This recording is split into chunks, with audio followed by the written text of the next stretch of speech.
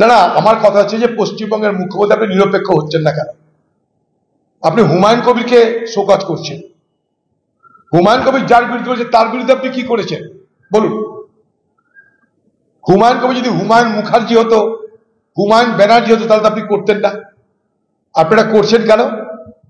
হিন্দু ভোটকে পকেটে পোড়ার জন্য। দেখো আমি হুমায়ুনকে চাললাম না, অথচ এই মুখ্যমন্ত্রী মমতা ব্যানার্জি আজ যিনি নীতির কারণে আদর্শের কারণে হুমায়ুনকে শোকজ করছে, যখন হুমায়ুনের কথায় এই মুর্শিদাবাদ জেলার শক্তিপুরে দাঙ্গা হচ্ছে, যখন হুমায়ুন কবির বলছেন 70% মুসলমান 30% হিন্দু, মনে করলে মুসলমানরা হিন্দুকে জলে ভাসিয়ে দিতে পারে, আপনি তো প্রোটেস্ট করেননি।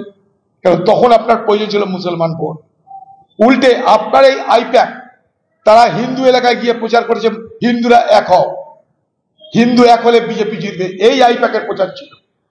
এই আইপ্যাক প্রচার করেছে হিন্দুরা 48% বহরমপুর লোকসভায়, অথচ এটা মিথ্যা তথ্য।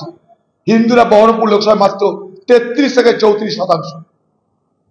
সেদিন তো আপনি হুমায়ুন কবিরের এই মন্তব্যের প্রতিবাদ করেননি, যখন বলেছিল 70% মুসলমান মনে করলে 30% হিন্দুকে মেরে গঙ্গা জলে ভাসিয়ে দিতে পারে। আপনি তো প্রোটেস্ট করেন, আমরা করেছি, সেদিনও করেছি, আজও করছি। এই দাঙ্গা আপনি লাগিয়েছিলেন আমাকে হারানোর জন্য। আপনি সেদিন ব্যবহার করেছিলেন হুমায়ুন কবিরকে, তার পরিচয় ছিল সে একটা মুসলমান এমএলএ, তাই তার কথাতে কাজে হবে, কাজও হয়েছে। কই হুমায়ুন কবিরকে তারপরে, তার আগে, তার মাঝে কখনো কি পার্টি শোকজ করেছিল? আজ কেন শোকজ করছে? হুমায়ুনের অপরাধটা কি আছে? আপনার ইশারার বাইরে কিছু হয়েছে? হুমায়ুন কবির যদি হুমায়ুন অধিকারী হতো, হুমায়ুন ব্যানার্জি হতো, আপনি এটা করতে পারতেন? আপনি হুমায়ুনকে শোকজ করে আপনি বুঝাতে চাইছেন আমি মুসলমান পরোয়া করি না, হিন্দু ভাই আমাকে ভুল বুঝে না, আমি মুসলমানদের খুশি করার রাজনীতি করি না, হিন্দুরা আমাকে ভুল বুঝে না। ওই দেখো হুমায়ুন কবিরকে আমি শোকজ করলাম।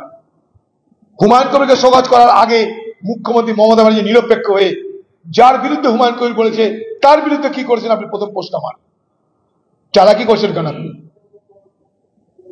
চালাকি করছেন কেন? এই হুমায়ুন কবিরকে আপনারা ব্যবহার করেছেন, এই হুমায়ুন কবিরকে আপনারা বড়ে তৈরি করেছেন, তাকে দিয়ে সাম্প্রদায়িক বিভাজন রাজনীতি করেছেন।